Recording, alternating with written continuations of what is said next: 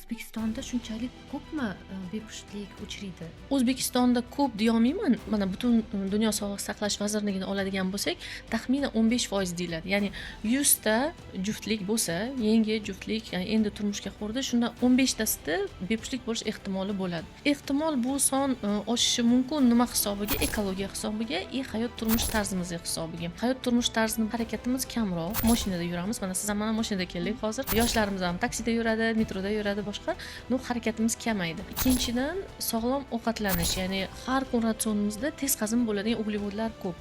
Non, shirinlik, xamir ovqat, masalan, o'zim farzandlarimdan bilaman-da, olishaman ular bilan. Yema shirinlik. Mana o'rtog'im yeyapti-ku, mana ukam yeyapti, singlim yeyapti, qarindoshim yeyapti, nima farqi bor? Men uni ziyonini bilaman. Bizani harakatimiz yeydigan kaloriyamizga nisbatan kamroq. Misol, ehtimol o'sha nonni ham yeyishimiz mumkin, zavtrga ham, obedga ham, ujinga ham, agar borib yer chopsak.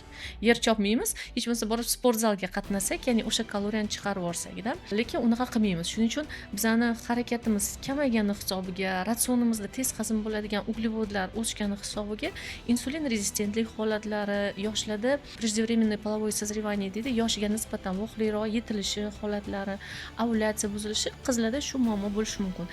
Eng katta muammomiz albatta bu ortiqcha vazn. Любой yoshda men juda xursandman, mana bugungi kunda 7 yoshdan 70 yoshgacha hamma o'sha vazniga e'tibor beradigan bo'ldi, bilasizmi? Sal oldinroq, masalan, bir 10 yil oldin kamroq e'tibor edi bunga. Bugungi kunda e'tibor juda ham zo'r. Bunga albatta men bu sotsial setilar, ijtimoiy tarmoqlar yordam beradi, leksiyalar, har xil lektorlarning anaqalari, e'tibor katta bo'ldi. Shuning uchun vaznni ham umuman homilador bo'lishga ta'siri katta.